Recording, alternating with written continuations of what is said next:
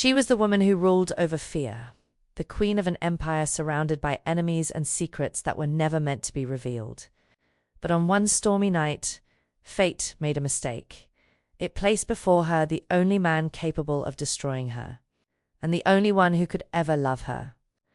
Night falls over the city like a veil of regret. The rain doesn't stop, and the sound of water against the windows echoes like the sins of the past. Inside an old building, on the top floor, Helena Moretti stands alone. The clock nears midnight, and the office is drowned in dim light. The mirror in front of her reflects a woman with a cold, steady gaze, with fresh traces of guilt on her hands. She wipes her face with a silk handkerchief, the same one she used to erase the last mistake of her life. In the reflection there is no remorse, only the calm of someone who has already accepted the cost of her own soul. Outside, distant sirens slice through the silence. Inside, there's only the ticking of a clock, stubbornly reminding her that time keeps moving, even when everything else seems frozen. Helena takes a deep breath. The air tastes like iron, the familiar taste of survival. On the desk lie contracts, reports, and a gun. Nothing is out of place except her. Because no matter how vast her empire was, power was never truly hers. It had merely chosen her to bear its weight. The phone vibrates once, twice, 3 times. She watches it as if staring down a threat. On the 4th vibration, she answers. No greeting, just silence. Then a man's voice, calm, almost intimate, whispers on the other end, "I'm getting close to you, Helena." The words cut through her like a cold blade. But instead of fear, there's curiosity. A faint smile forms on her lips, as if she had been waiting for this moment all along. "Then make sure you find something worth it when you do," she replies, and hangs up. She rises and walks to the window. The rain scatters the city lights into shards of glass and loneliness. Out there, everything seems smaller: cars, people, decisions. In here, silence is her fortress.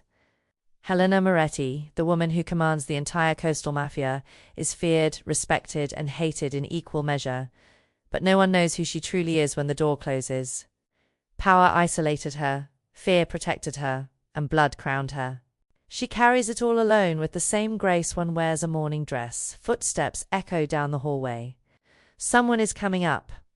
She looks at her reflection and adjusts her coat, unhurried. Fear never finds her when it rains like this. Every movement is deliberate, precise, almost ritualistic. Fate has a habit of knocking when least expected, and she knows tonight will not be like the others. The elevator stops on her floor, and silence turns heavy as lead. The doorknob turns. The air shifts. She doesn't move. She only watches. The scent of rain enters first, carrying a warning of danger. The man steps through the doorway, and for an instant, the world seems to hold its breath. He doesn't introduce himself. He doesn't need to. Their eyes meet, and time folds in on itself. Everything she's built, everything he came to destroy, now exists within that single glance. No words, just tension. The space between them feels made of restrained fire. Helena takes a step forward. He doesn't move back. The light divides them, half of her bathed in brightness, half of him swallowed by shadow. There, in the middle of the storm, their fate takes shape. The air between them vibrates as if the whole city were watching. Neither of them should be there, yet both know there's no way to avoid it. The past brought them together. The future will condemn them. Thunder rattles the windows, rain drowns out every sound of hesitation, and the invisible camera moves closer, slowly. In the mirror's reflection, 2 still figures, a queen and her hunter. But which one is about to strike remains impossible to tell. Dawn arrives like an intruder. Grey light invades the office without asking permission, tracing shadows across the walls covered in paintings, maps, and memories of an empire built on fear and respect. Helena Moretti sits at her desk, motionless, as if the night before hasn't truly ended. Her hands rest on an empty glass, but her eyes stay alert. Eyes that have learned to see danger, even when it wears the mask of tenderness. She commands men who kill at a simple gesture, but no one commands her. And perhaps that's the cruelest punishment of all. The phone lies within reach, silent, yet her mind never rests. Every decision she's made over the years has left an invisible scar, and now they all seem to ache at once. Power carries a cost that luxury can't erase. She pays it every day with what's left of her soul. The city outside wakes slowly, but within her, morning never brings peace, only the reminder that there's still much left to lose. The door opens. One of her men steps in, tense, eyes lowered. He calls her boss with the reverence of someone afraid of his own voice. She listens, but doesn't answer. Her authority isn't measured in words, but in the silence that leaves others breathless. When he leaves, she's alone again, and for a fleeting moment, power feels like a golden cage. Silence is the only ally that has never betrayed her, but also the only one that condemns her. In the corner of the office, an old portrait of her father watches over everything. The man who taught her to master fear is now just a painful memory. His death was a secret buried in haste, a power move that still weighs on her shoulders. No one ever found out who ordered Moretti's killing. Some say it was an enemy, others that it was his own daughter. She never denied it, and perhaps her silence was the cruelest confession of all. Helena rises and walks to the window. The reflection shows a woman carved from marble and storm. She wonders if there's anything human left beneath so many layers of coldness.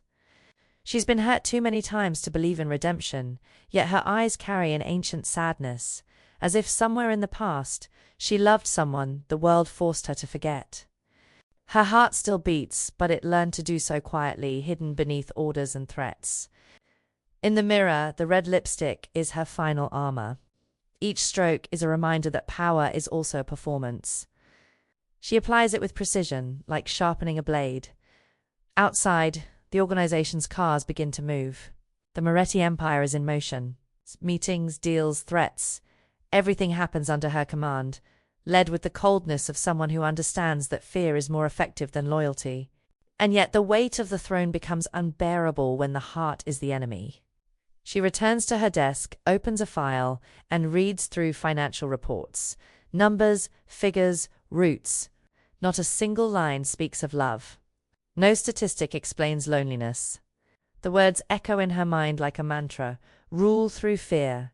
It's the only way to survive. She believes it, or at least she must, because doubt would be the first step toward collapse. And she cannot fall. Not anymore. The clock strikes 9. The sun tries to pierce through the clouds, but the city remains dark. Inside the office, the faint sound of a distant piano drifts through the air, coming from nowhere. Helena closes her eyes for a moment and imagines the sea, the wind, anything untouched by violence. But the dream fades quickly. Her mind returns to work, and the woman becomes once again what the world demands of her, an armed enigma. She walks down the hallway of the building, greeted by glances that mask fear with respect. Everyone fears her, no one knows her. Some say Helena doesn't sleep, doesn't trust, doesn't love. Maybe they're right. Or maybe she's simply forgotten how. Power turned her into a living statue, beautiful, untouchable, cold. But even ice eventually begins to crack. As she descends the stairs, she feels the weight of the city in every step. The sound of her heels echoes like a clock about to stop. For the first time in a long while, she wonders if it's still possible to escape the life she's built. But the thought fades quickly. Leaders don't run. Leaders face. Even when the enemy lives inside them. Back in the car, Helena stares at her reflection in the tinted glass. The woman looking back isn't just a criminal, nor a victim. She's something in between, a survivor of her own making.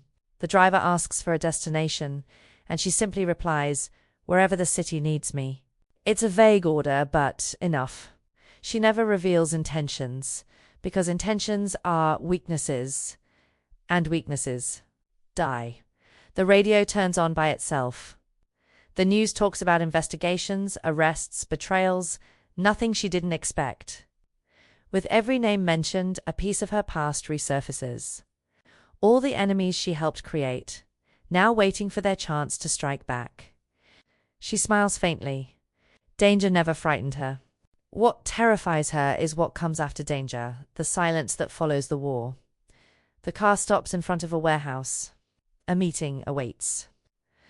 Negotiations that will decide the future of her empire. Helena steps out, every movement deliberate, her heels clicking against the wet ground.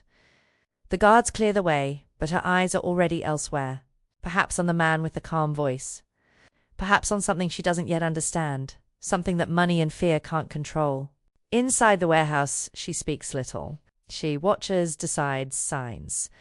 Power exists in the smallest gestures. When it's over, she puts down the pen and says only, "Nothing lasts forever." It's a neutral phrase, but her tone makes everyone freeze. Because hidden between the words lies something new. A crack in the ice, a quiet opening, a premonition. As she steps outside, the rain returns. Each drop on her face feels like a reminder. The past always finds a way back. Helena gets into the car and, for the first time in a long while, closes her eyes. Her mind tries to silence the name that still echoes in the dark. Lucas Vega, the man with the calm voice. The threat disguised as a promise. She knows the real enemy isn't fear, it's desire. And somewhere far away, that same desire begins to awaken. Lucas Vega wakes before dawn. The room is small, the air thick with metal and exhaustion. For months, he's lived among lies and disguises, changing names as easily as shedding skin. The mirror reflects a man he barely recognizes. The dark circles under his eyes tell the story of sleepless nights spent studying dangerous faces, especially hers. The mission sounds simple on paper: infiltrate the Moretti Empire, gain her trust, gather evidence, and, if necessary, eliminate her. But his instincts warn him, nothing about her will be simple. He walks to the window. Outside lies the same grey skyline she sees from her office above. The city is a hungry beast, feeding on secrets. Lucas watches it with surgical calm, noting routes, schedules, allies. Everything there is to know about Helena Moretti is written in cold reports, but paper never captures the soul. The first time he saw her photograph, he felt something he couldn't name. It wasn't fascination or disgust, it was recognition. As if they were two broken pieces of the same story. In the basement of an abandoned building, the Interpol meeting takes place in whispers. The chief hands him the dossier with the gravity of someone sending a man to hell. "Vega, you have 3 months. Get in, find out, take her down." Lucas nods once. There's no room for emotion. He's already lost everything: family, love, the right to trust. Crime took it all from him. And now, crime is calling him back, offering a chance at redemption that might not even exist. Over the next few days, he builds his new identity: a financial consultant, discreet, efficient, with no past. The kind of man the Moretti Empire would hire without suspicion. The clothes change, the voice changes, the eyes never. He knows how to move among wolves, and she's the biggest one of them all. When he finally walks into the organization's headquarters, he feels the invisible pressure in the air. Guards watch him. Cameras follow. Nothing there is random.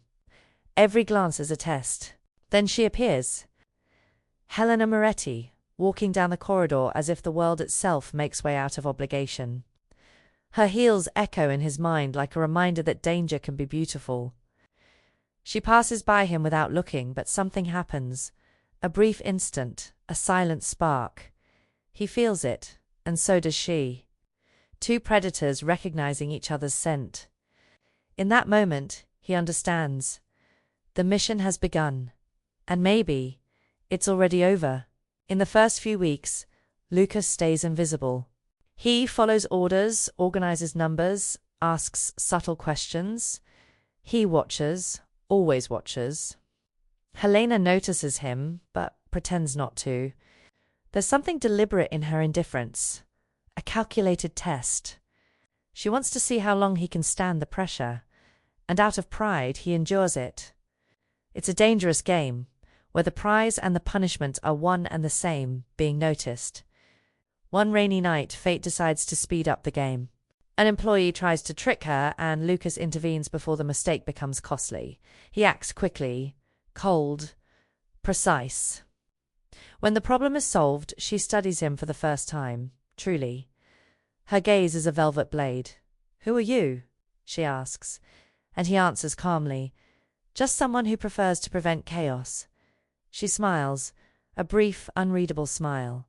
It's enough. His name is now etched in her mind. In the days that follow, he's called in more often. Reports, strategies, closed-door meetings. Her office is a fortress of secrets. He walks in with a relaxed posture, but a watchful heart. Her presence fills the air, dense like expensive perfume mixed with danger. She speaks little. Each word seems rehearsed to test his loyalty. And with every look they exchange, Lucas feels the line between mission and feeling grow thinner.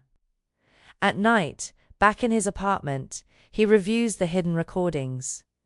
Her voice echoes in his headphones, controlled, steady, magnetic. He should feel hatred, but he feels something else. Fascination, maybe. Or fear. He wonders whether it's possible to admire someone you swore to destroy. Deep down, he already knows the answer. Helena Moretti is not just a criminal, she is an inverted mirror of what he might have been. One afternoon she calls him to a private meeting. The office is empty, the air is tense. She watches him without blinking. "Everyone lies to me, Mr. Vega, but I know when a man is afraid." He smiles slowly and replies, "Then maybe I'm not an ordinary man." Their exchange of looks is long, almost painful, a game no one will admit to playing. Outside, thunder hints at rain. Inside, something begins to burn. After that day, nothing is the same. She tests him in every decision. And he, little by little, begins to see her differently. Behind the relentless boss, there is someone tired of carrying her empire alone. He notices small gestures, a lost look, a pause before an order, a gentle touch on an old photograph. The woman and the legend blur together, and he no longer knows which of the two is the target. The reports he sends to Interpol grow vague. He no longer hands over everything. Partly for strategy, partly by instinct. Doubt consumes him. Fulfilling the mission means killing her. But killing her would destroy something he doesn't understand, and maybe something he needs to save. For the first time, the agent who believed he felt nothing feels too much. At night the rain falls again. He watches her from the car, from a distance, as she enters the building beneath her usual umbrella. Her face seems calm, but her eyes betray a woman at war with her own fate. He wonders if she feels it too, if she senses that somewhere between duty and desire, they are about to lose themselves. His phone rings. It's the chief, demanding reports. Lucas doesn't answer. He looks at the screen, breathes deeply, and turns the phone off. The rain swallows the sounds of the world. He knows he's crossed an invisible line. He is no longer the man who began this mission. He's someone else now, someone who belongs nowhere. Not to the law, not to her, and yet all he wants is to see her again. Night spills over the city like a poorly kept secret. Inside Helena Moretti's office, the sound of rain returns, persistent, as if fate itself remembers. The windows mirror the glow of distant lights, and at the center of the room, she studies papers she already knows by heart. Nothing there demands her attention except for the man waiting silently across the desk. Lucas Vega, the new financial consultant. The man everyone tries to read, but no one ever can. She examines him with the same gaze she uses to measure her enemies. He stays still, calm, hands folded. The tension between them isn't visible, it's felt. Every unspoken word seems to shout between them. The clock on the wall marks time like the rhythm of a war. The sound of each second blends with the restrained breaths of two worlds on the verge of collision. "Everyone lies to me, Mr. Vega," she says, her voice firm, cold, but carrying something that trembles beneath control. "But I always know when a man is afraid." He lifts his eyes, meets hers, and answers, "Then maybe I'm not an ordinary man." The air tightens. For a moment, power changes hands. The entire room seems to breathe with them. Helena smiles, a brief, cutting smile, almost a challenge. She rises, circles the desk, and stops beside him. Her perfume is subtle but lethal. He feels her presence before even looking at her. When he does, he sees what no report ever revealed. Helena is the kind of woman the world fears. But he can't bring himself to hate. She moves closer, slowly, like someone studying a rare object before deciding whether to destroy it or keep it. "Why are you here, Lucas?" The question sounds harmless, but it's a bullet. He answers calmly, "Because I believe your empire can either fall or rise again." She stares at him, torn between disdain and curiosity. For the first time, someone speaks to her without fear, and that is dangerous. The phone rings. She ignores it. Silence becomes an accomplice. The wind moves the curtains, and the scent of rain fills the air. Lucas watches her reflection in the glass, a silhouette caught between light and shadow. He knows he should look away, but he doesn't. There's something in the way she stands, impenetrable, yet unmistakably human. Helena turns. "Do you know what I hate most, Mr. Vega? Predictable people." He gives a half smile. "Then maybe I'm the mistake missing from your equation." The words hang in the air, warm, defiant, impossible to erase. She pretends not to care, but her heart skips a beat. For the first time in years, someone disarms her with words. The tension grows fragile and dangerous. She walks to the window, watching their reflections side by side. He stands behind her, unmoving, respecting the line that separates duty from desire. "Careful," she says softly, without turning. "When people get too close, someone always ends up bleeding." He replies quietly in, "What if it's you who bleeds?" She closes her eyes for a moment, and the world seems to stop. The sound of rain covers the silence, making everything feel more intimate. The city lights cast golden shapes across her skin. Lucas feels the weight of everything he cannot say, of everything he cannot do. His cover demands composure, but his body betrays him. His breathing changes, his gaze lingers too long. Between them, danger and desire become the same thing. Helena returns to her desk, picks up a document, and hands it to him. "Analyze this. Bring me the results tomorrow." The touch of her hand is brief, but enough to awaken something neither of them can control. He accepts the paper as if receiving a secret. "As you wish, Miss Moretti." She doesn't answer. She just watches his reflection as he leaves, the man she should fear but doesn't. When the door closes, she stays still. The click sounds like the sealing of an invisible pact. In the mirror, her face looks different, more alive, more dangerous. She knows something has begun, and from this point on, control will only be a memory. Lucas walks down the hallway with his heart racing. No gunfire, no shouting, no threats. Just the quiet realization that he's stepping into an emotional labyrinth with no way out. He was sent to destroy her. But every look, every word, builds something inside him that was never supposed to exist. Outside, the rain intensifies. Its rhythm follows him to the car as if the sky itself knows what he's about to deny. Inside, he closes his eyes for a moment. Her image remains, strong, magnetic, untouchable. And for the first time, Lucas Vega understands that the real danger isn't who she is, but what she makes him feel. And somewhere in the night, as the city lights begin to fade, he realizes the game has begun. The days that follow feel unbearably long for Lucas Vega. Time inside the Moretti Empire moves differently. Every second carries a risk, every glance a trap. He tries to convince himself he's still the same undercover agent, but something inside has shifted. He no longer watches Helena as a target. He watches her as if trying to understand how a heart can keep beating in a world that's forgotten what hope feels like. He sees her leading meetings, imposing decisions, silencing men who would never take orders from anyone else.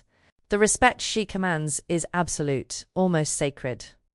And yet, there are moments when her gaze drifts away. A fleeting second of humanity that completely disarms him. Lucas begins to wonder what lies behind that iron facade.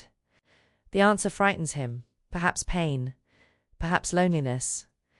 Perhaps the same emptiness that haunts him.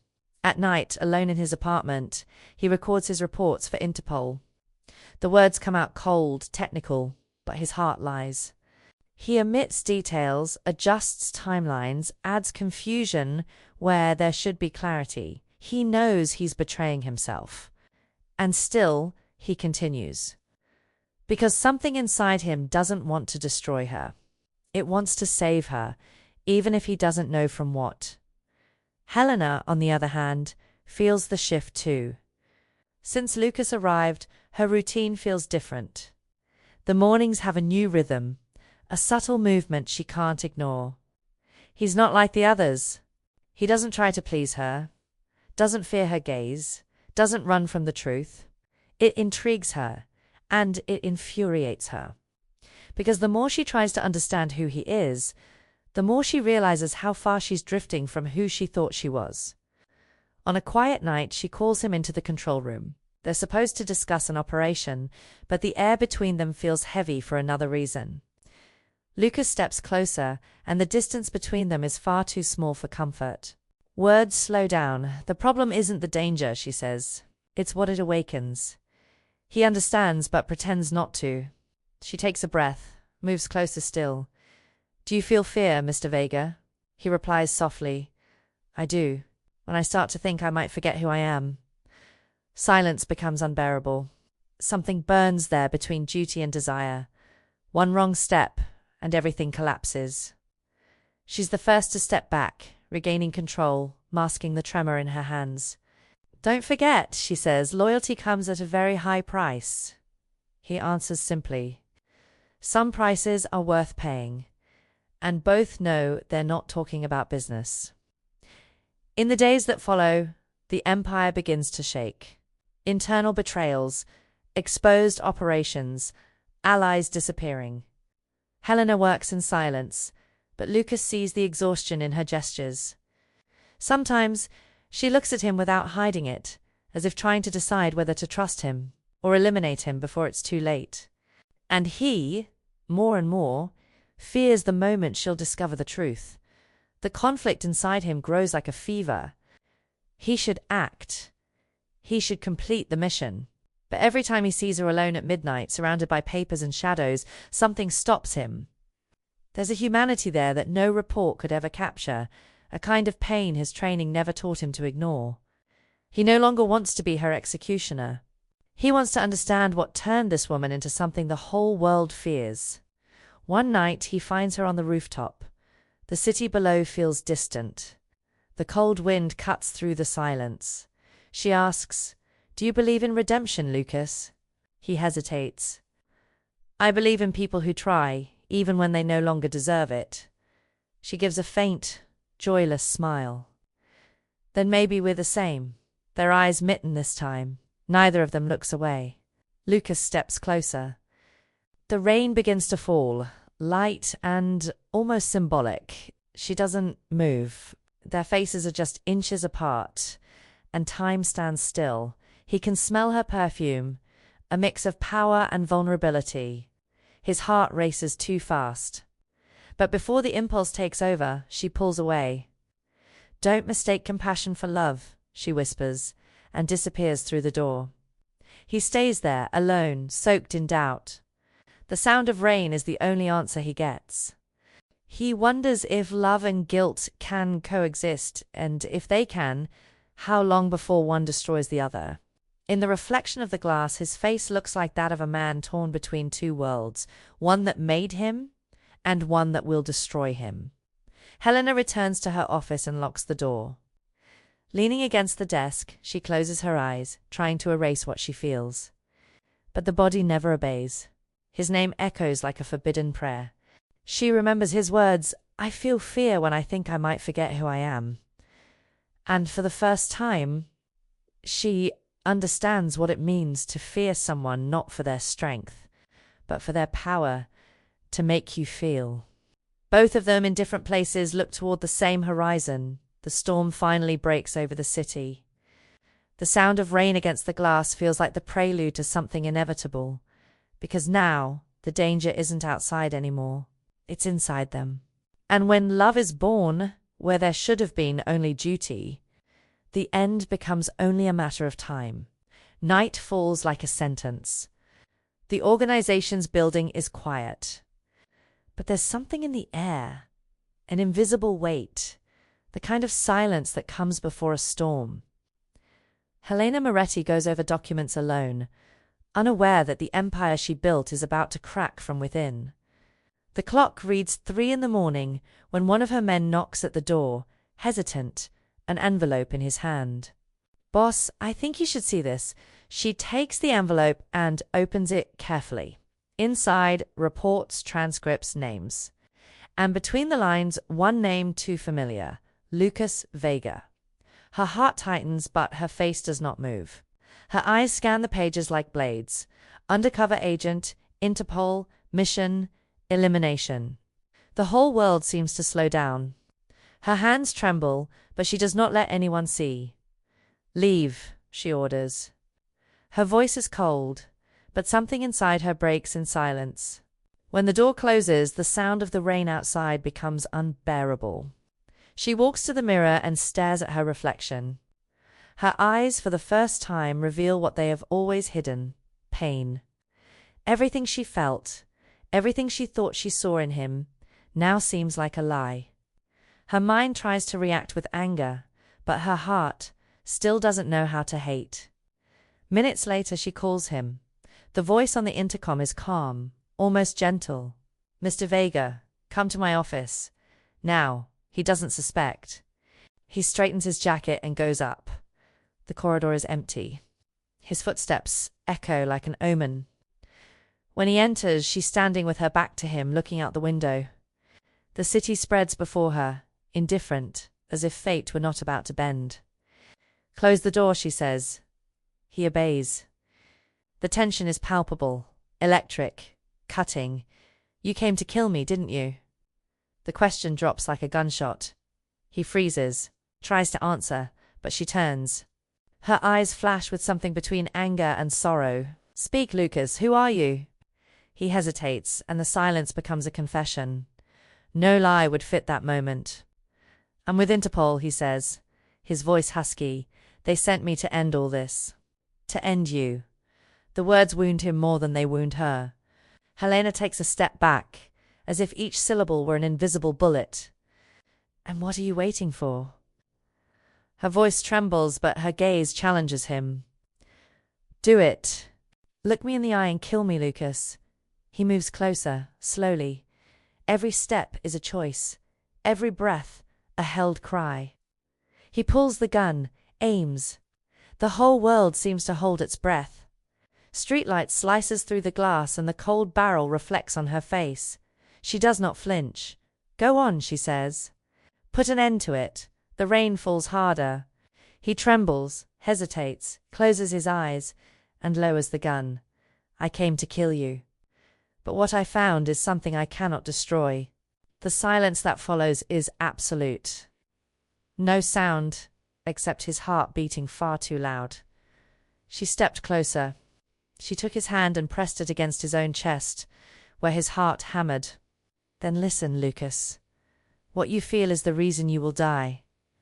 She looked at him up close, and the fear that once separated them now turned into something irreversible. Love and ruin, intertwined. He dropped the gun. She fell to the floor with a dull thud. For a moment there were no enemies, no missions, no empires.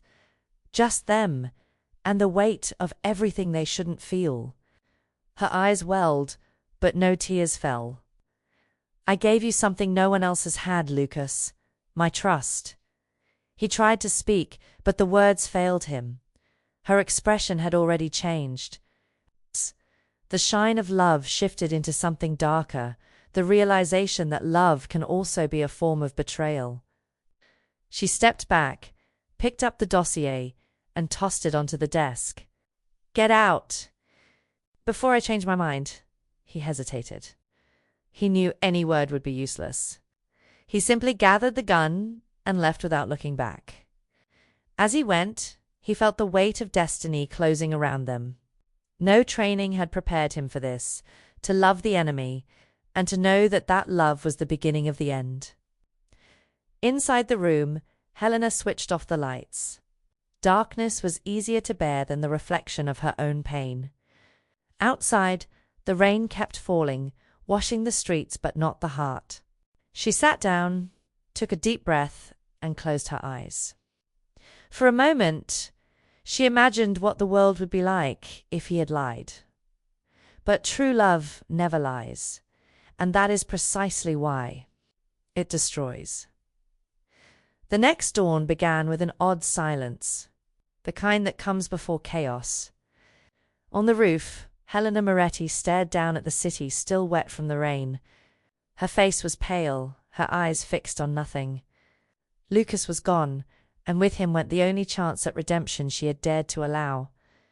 What remained was the Empire, and the Empire demanded sacrifice. Below, the men whispered. Rumors spread, suspicious looks exchanged, movements made at odd hours. One of the oldest lieutenants, Marco Salieri, watched everything from a distance. He had seen the boss change.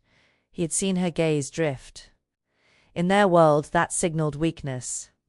For Marco, there was no room for love, only power, and power that hesitates must be replaced. Helena felt it. The air was heavy. Instinct warned her something was coming. She checked the security system, watched the cameras. Everything looked normal, but experience taught her that danger never announced itself. When the phone rang, the tone was short, urgent. "Boss, we have movement on the perimeter." Before she could answer, the first shot rang out. The windows shattered. Glass and wind filled the room. The sound was deafening. Guards ran down corridors, screams mixed with gunfire. Helena dropped low and grabbed the gun she never left behind. Her body moved on instinct shaped by war. She didn't run. She advanced. Fear was useless there. The attack was coordinated. Marco had betrayed them. He had brought enemies in, sold information, handed over routes, vaults, secrets. The Empire was bleeding from within. Helena went down the stairs with steady steps, her dark coat whipping at her legs, the pistol in her hands. Around every corner, faces that had once been loyal now pointed weapons. And then, amid the chaos, a shadow appears. Lucas. He enters through the side access, dressed in guilt and desperation. He'd seen the news of the ambush, and something pulled him back. Perhaps love, perhaps remorse. "Helena," he shouts, running through the fire. She sees him, and time stops. It's him. Again. At the worst possible moment. "You shouldn't have come back," she says, firing at an intruder. He rushes toward her, grabs her arm. "I couldn't let you die." Her eyes burn, but her voice stays steady. "You already did, Lucas." He doesn't answer. He just pulls her behind a pillar as gunfire tears through the building. Rain begins again, now mixing with the smoke seeping through shattered windows. The city watches, indifferent, as its queen collapses. Helena is wounded, a deep cut across her shoulder, blood running down her sleeve. Lucas tries to stop it, but she pushes him away. "Don't waste time, go," he refuses. "Not without you." Fire consumes the floor. Smoke swirls with the sounds of bullets and thunder. In the chaos, she realizes there's no empire left, no throne, only the love she tried to deny, now burning her from the inside. He lifts her, carries her in his arms. "I should hate you, Helena," he whispers. "But I can't." They move through the corridor engulfed in flames. Her body grows heavier. Her gaze flickers between life and surrender. Outside, cars burn, the ground is littered with glass and debris. Behind them, the building explodes, swallowing the name Moretti along with all its ghosts. Rain washes the blood from her shoulder. Helena breathes with difficulty, her face resting against his chest. "Love is a death sentence," she murmurs, barely audible. He smiles sadly. "Then let us both be condemned." On the horizon, the city glows between smoke and lightning. Two fugitives, bound by the most unforgivable mistake, falling in love with each other. In the distance, sirens wail closer. He knows the police are coming. She knows the surviving enemies will too. But in that moment, none of it matters. Helena looks at the sky one last time. Maybe hell isn't a place, Lucas. Maybe it's what we feel. He holds her tightly, his face against hers, and answers, "Then I'll stay there with you." And beneath the endless rain, two sworn enemies find shelter in each other, not as heroes, not as victims, but as sinners who discovered that love sometimes is the most beautiful form of destruction. Dawn arrives draped in ashes. The city wakes in silence, trying to make sense of what happened during the night. The Moretti building still smolders, reduced to ruins. Burned cars, scattered bodies, and among the wreckage, only traces of fire and rain. The press already has a name for it, the Night of the Queen. No bodies identified, no survivors confirmed. Only rumors drifting like dust. Helena Moretti is dead. Lucas Vega watches everything from the window of a distant apartment. His hands tremble around a cup of cold coffee.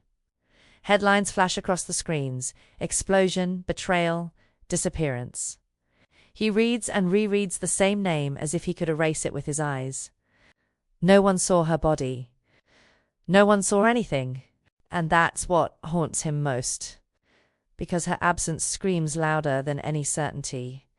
The days stretch endlessly. Interpol calls, demands reports, but Lucas says nothing. His face remains impassive, his tone flat, and he swears he doesn't know what happened. He's removed from the mission, deemed emotionally compromised. And maybe he is. Because the love he tried to bury still beats, stubborn and alive, beneath his skin and memory. The nights are worse. He dreams of the explosion, of the fire, of the sound of glass shattering.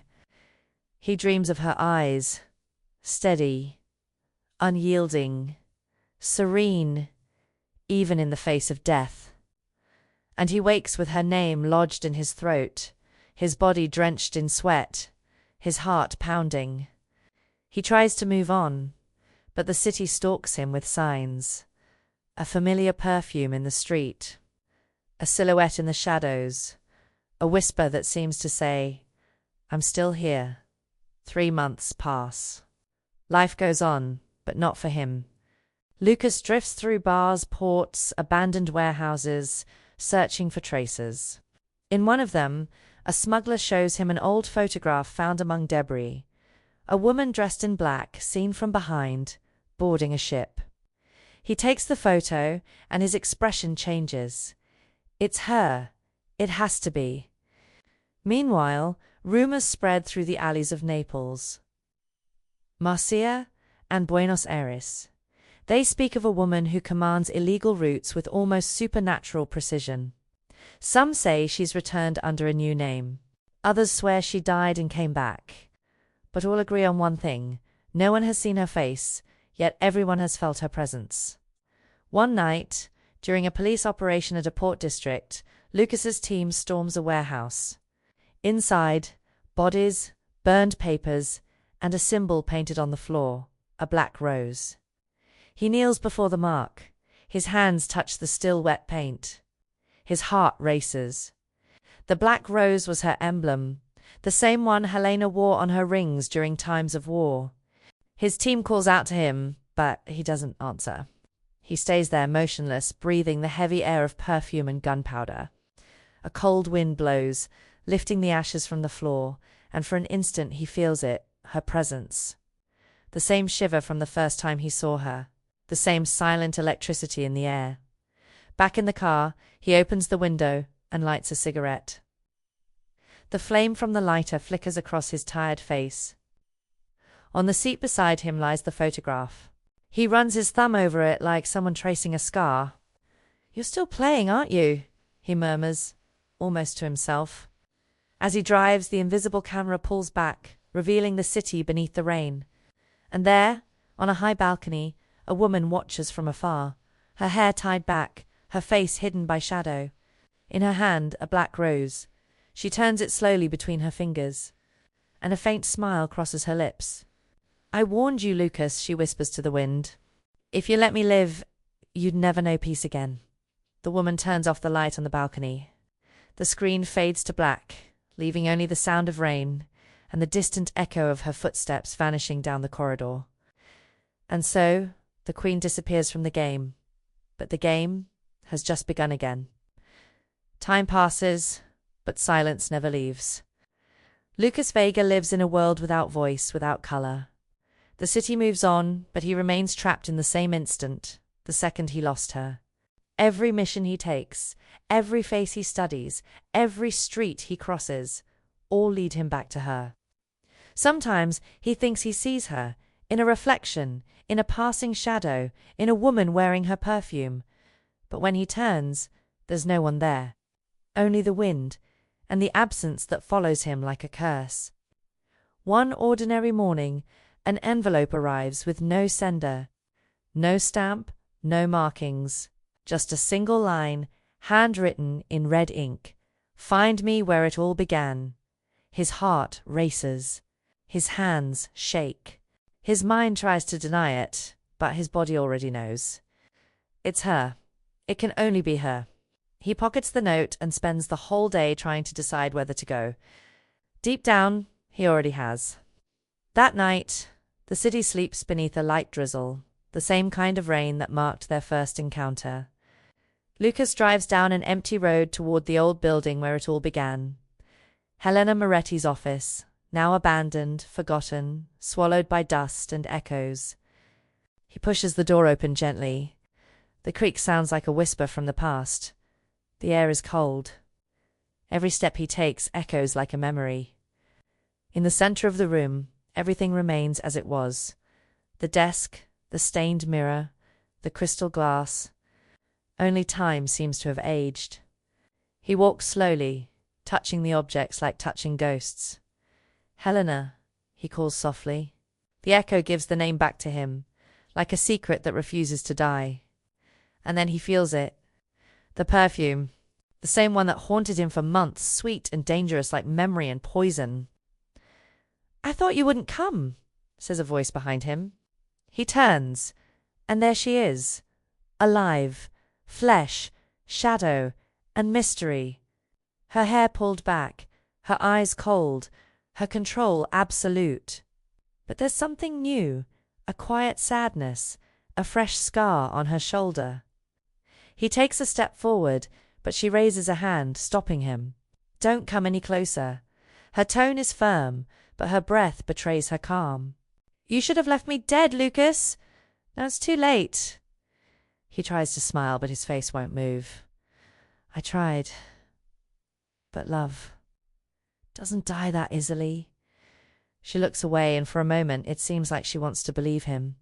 The tension grows. The sound of rain outside beats in rhythm with their hearts. She walks toward him slowly, her heels marking the tempo of memory. "You betrayed me," she says, "and I betrayed you. When I let you live." The words hang in the air between them. Neither speaks again, because deep down, they both know. Explanations no longer matter. "Why did you call me?" he asks. She looks at him, her gaze steady, her voice low. "Because I needed to be sure." "Sure of what?" he presses. "That I could still hate you." The silence that follows is thick, almost tangible. Her answer comes not in words, but in a step forward. She moves closer. Their faces are so near that the air between them feels like it's burning. Lucas lifts a hand to her face, slow and careful, as if touching her might make her vanish, and he whispers. Helena closes her eyes for a heartbeat. "I couldn't. The confession detonates quietly, a controlled explosion of truth. Time folds in on itself. She kisses him, slow, fierce, full of anger and longing. It's the reunion of two souls that should never have met, yet never knew how to exist apart. When the kiss breaks, her eyes change. Colder, sharper. "The sirens are starting again, Lucas," she says, stepping back. "And not all of them belong to the police." He understands the danger isn't gone. Maybe it never will be. "Then why bring me here?" he asks, voice steady, heart exposed. She turns toward the stained mirror and says, "Because some ghosts need to look each other in the eye before they disappear for good." He moves toward her, but she's already walking away, every movement graceful, almost spectral. "Helena, wait." She stops at the door, not looking back. "I never wanted peace, Lucas," she whispers. "Peace is what comes when the soul dies." He watches her vanish down the hallway, swallowed by light and shadow, as if the world were taking her again. He stands still, breathing in the scent she left behind, the living memory of something he'll never forget. Outside, thunder cracks. Rain returns, fierce and relentless. And on the dusty glass of the mirror, a phrase appears, written by a fingertip. "Love never dies. It only changes shape." Lucas closes his eyes. And for the first time in a long while, he smiles. The city burns in silence. It's late, and the sky hangs heavy over the buildings like a verdict. Lucas Vega drives through the wet streets with no destination. Sirens cry in the distance, blending with the wind. He doesn't know if he's running away or going back. He just keeps driving. On the seat beside him lies her note, wrinkled, damp with rain. "Find me where it all began." Now he understands. Helena never wanted to start over. She wanted to close the circle. The old city docks emerge ahead, shrouded in mist and flickering light. He parks, steps out, and feels the cold bite through his skin. The air smells of salt and iron. The wind carries memories. The first time he saw her, the first glance, the first kiss, the first fear. Everything he tried to forget returns at once, as if time itself demanded payment. Among the shadows, a silhouette moves. It's her. The black coat sways in the wind, her hair loose, her face lit by a distant beacon. Helena Moretti, alive, whole, and weary. When she looks at him, there's no anger left, only peace, something that looks like it. "I thought you wouldn't come," she says, her voice soft, almost serene. "I always do," he answers. He walks toward her, each step slower, heavier, like approaching something sacred and dangerous at once. "Why here?" he asks. She exhales, a faint, sad smile crossing her lips. "Because every love needs an ending. And ours was born condemned." The sound of the waves blends with the beating of a heart. The wind lifts her coat, revealing the pistol at her waist. He sees it but doesn't step back. He knows what's about to happen. So does she. And it's that shared awareness that makes everything so painfully silent. "You could have turned me in, Lucas," she says softly. "You could have killed me. But you chose to love me. And now all that's left is us. And the hell we built together." He smiles faintly. "Then let it be hell. As long as it's with you." Her eyes shimmer. For a moment, time belongs only to them again. Two broken souls, recognizing the same abyss. She touches his face, tenderly. "You're my most beautiful mistake." He takes her hand, kisses it gently, and whispers, "And you? You're the only sin I never want to forget." Engines grow louder. Cars, voices, guns, the police, the enemies, the end. She pushes him back gently. "Go, Lucas. There's still time." He shakes his head. "Time ended the moment I met you." She breathes in deeply, like someone accepting the inevitable. The sound of footsteps multiplies. Lights draw closer. She kisses him one last time. Long, deep, desperate. And as the sun begins to rise, the glow of headlights floods the dock. Gunfire, echoes, screams. The camera doesn't show what happens next. Only the sea, calm, cold, reflecting the light of dawn. On the ground, two shadows intertwined, motionless, and a black rose floating on the water, carried away by the tide. His voice echoes faintly, like a memory fading into the wind. Some loves are born from fire, others from blood, and some don't end, even when the bullet finds the heart. The sound of rain returns, and their love, now part of the city itself, keeps whispering through the streets, where every clap of thunder seems to speak her name. Helena Moretti. And you? Do you believe a forbidden love can change someone's destiny? Tell us in the comments what you thought of this story, and subscribe to see more tales of intense love, power, and redemption.